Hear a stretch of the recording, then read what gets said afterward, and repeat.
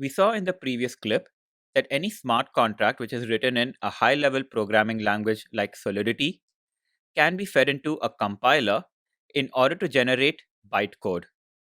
This bytecode, in fact, translates to a number of opcodes, and this is also something which is produced by the compiler. As an example, we had taken a look at a simple Hello World program written in Solidity. And following that, we saw that this is in fact translated to these lines of bytecode. In case you're wondering, this is in fact the actual bytecode of the Solidity code which you see in front of you. So once we have the bytecode for a particular smart contract, this can be used with an EVM in order to run the contract code. However, if someone were to only give us the bytecode of a smart contract, and in fact, this is exactly what is saved on the blockchain network, you can see that it is not possible for us to decipher exactly what this contract represents by merely looking at the bytecode. So if there was a method in the smart contract which we wanted to invoke, we can't really tell what methods it contains in the first place. This bytecode includes a function called print hello world, but there are no interfaces available here in order for us to invoke it directly. The same can be said with the opcodes as well, and while this is definitely a lot more human readable than the bytecode, it still doesn't give us any information about what methods are contained within this contract code. So, if we were to know the location of a smart contract on the blockchain network, this will give us access to the bytecode of that contract.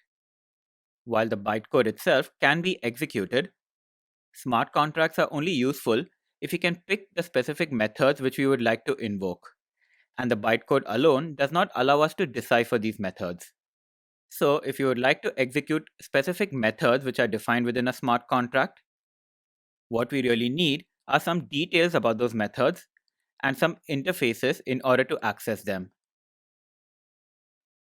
And what can provide this information to us?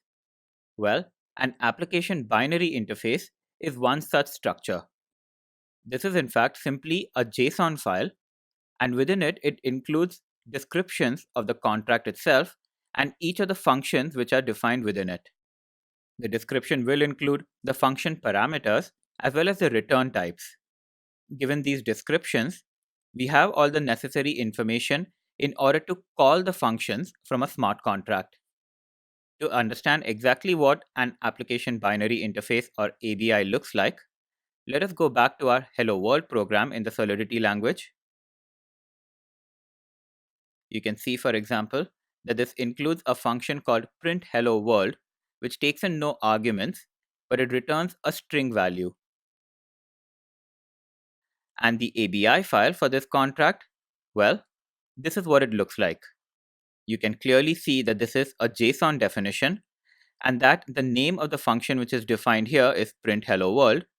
The inputs field shows that this does not take in any arguments, and the outputs field confirms that there is just a single value which is returned, and this is of type string.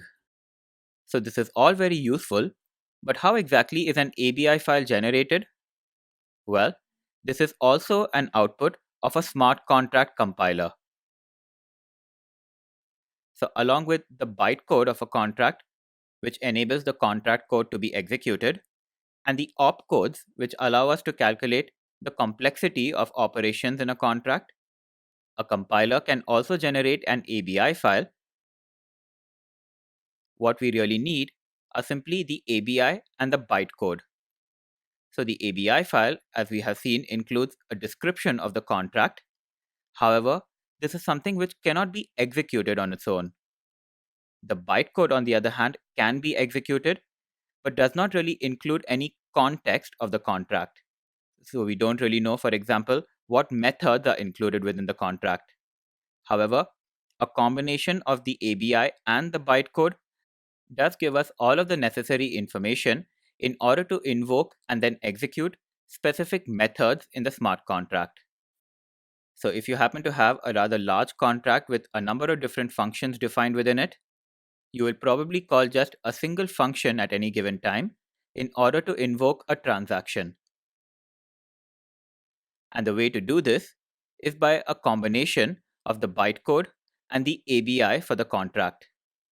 Once you have the two of these, it is possible for you to call specific methods in a smart contract and then invoke the transactions which you need.